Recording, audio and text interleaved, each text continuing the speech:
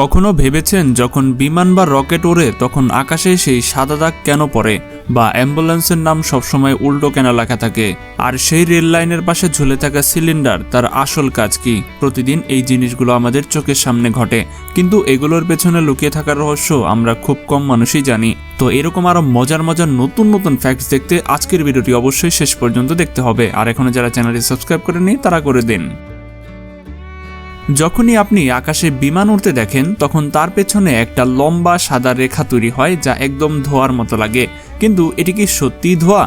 আসলে না, এর পেছনে রয়েছে একটি জলীয় বাষ্প।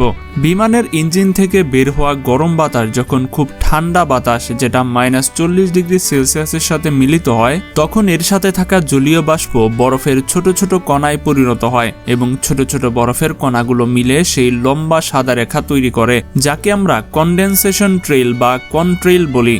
উদাহরণস্বরূপ, শীতকালে যখন আপনি মুখ দিয়ে শ্বাস ছাড়েন এবং সাদা ধোঁয়ার মতো দেখা যায়, সেটাও একই ধরনের প্রভাবের কারণে হয়। তাই পরের বার যখন আকাশে বিমান উড়তে দেখবেন এবং এরকম সাদা ধোঁয়া বের হতে দেখবেন, এবং তখন মনে করবেন, আরে এটা তো মেঘ তৈরির কারখানা।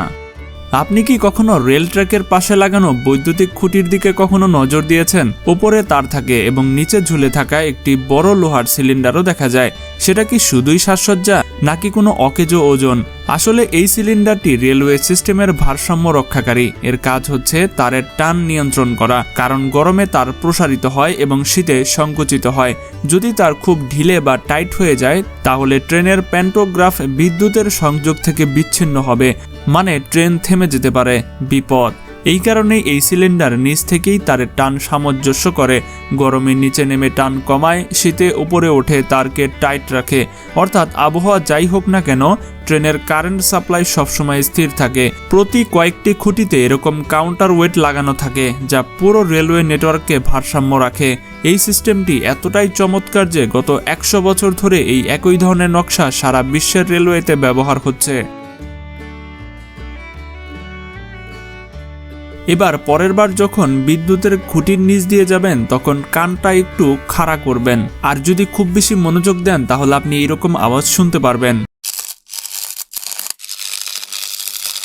আপনি অবশ্যই একটি হালকা টিকটিক বা ঝিরিঝিরি পোকার মতো আওয়াজ শুনতে পাবেন, কিন্তু সেই আওয়াজ কোথা থেকে আসে? আসলে এই আওয়াজ কোনো মেশিন বা পোকার নয়, বরং এটি আসে করোনা ডিসচার্জ নামের একটি পদার্থবিদ্যার প্রক্রিয়া থেকে। যখন উচ্চ ভোল্টেজের তার দিয়ে খুব বেশি কারেন্ট প্রবাহিত হয়, তখন তার আশেপাশে বাতাস আয়নিত হতে শুরু করে, অর্থাৎ বাতাসের অণুগুলোতে চার্জ চলে আসে। এই ক্ষুদ্র আধানযুক্ত কণাগুলি বাতাসের সাথে সংঘর্ষ করে এবং ছোট ছোট স্ফুলিঙ্গ তৈরি করে, যা মিলে সেই টিকটিকি বা ঝিরিঝিরির মতো আওয়াজ তৈরি করে। উদাহরণস্বরূপ, কখনো কি আপনার খারাপ সুইচ থেকে টিকিটিকি বা হালকা বার শুনেছেন? খুঁটিতেও ঠিক সেই দৃশ্যই ঘটে, শুধু লক্ষ গুণ বেশি শক্তি নিয়ে।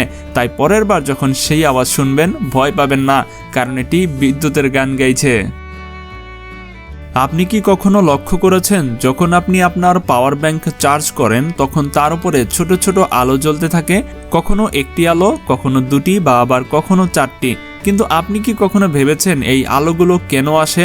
আসলে এগুলো শুধু শো অফের জন্য নয়, এগুলো বলে দেয় যে আপনার পাওয়ার ব্যাংকে কতটুকু চার্জ রয়েছে এবং কতটুকু চার্জ বাকি রয়েছে। প্রতিটি আলো 25% ব্যাটারি লেভেল নির্দেশ করে, অর্থাৎ যদি এটি একটি আলো জ্বলছে তাহলে পাওয়ার ব্যাংকে 25% চার্জ হয়েছে, আর যদি দুটি আলো জ্বলে এর মানে হচ্ছে 50% চার্জ হয়ে গেছে, এবং 3টি আলো জ্বললে এর মানে হচ্ছে 75%, এবং যখন 4টি আলো স্থিরভাবে জ্বলে তখন বুঝে নেবেন যে সম্পূর্ণ ফুল ট্যাঙ্ক হয়ে গেছে। এখন প্রশ্ন আসে, এগুলো জ্বলছে নিভছে কেন? যখন আপনার পাওয়ার ব্যাংক চার্জ হতে থাকে তখন প্রতিটি আলো জ্বলছে নিভছে, কারণ কারেন্ট তখনও ভিতরে প্রবাহিত হচ্ছে।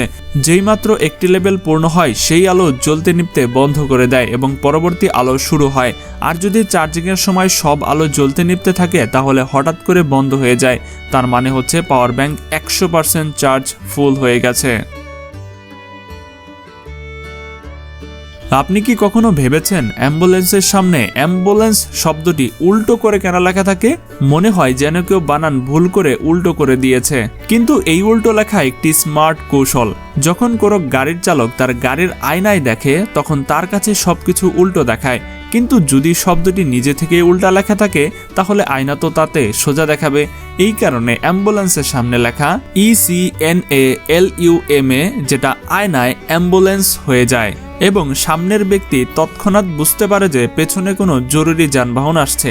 উদাহরণস্বরূপ, যদি আপনি কখনো রাতে গাড়ি চালিয়ে থাকেন তাহলে রিয়ার ভিউ মিররের পেছন থেকে আসা লাল নীল আলো দেখেই বুঝে যান যে পুলিশ বা অ্যাম্বুলেন্স আসছে। ঠিক সেই রকম এই আয়নার কৌশলটিও প্রাণ বাঁচানোর কাজ করে, অর্থাৎ একটি সাধারণ উল্টো শব্দ প্রতিদিন শত শত মানুষের জীবন বাঁচানোর কৌশল।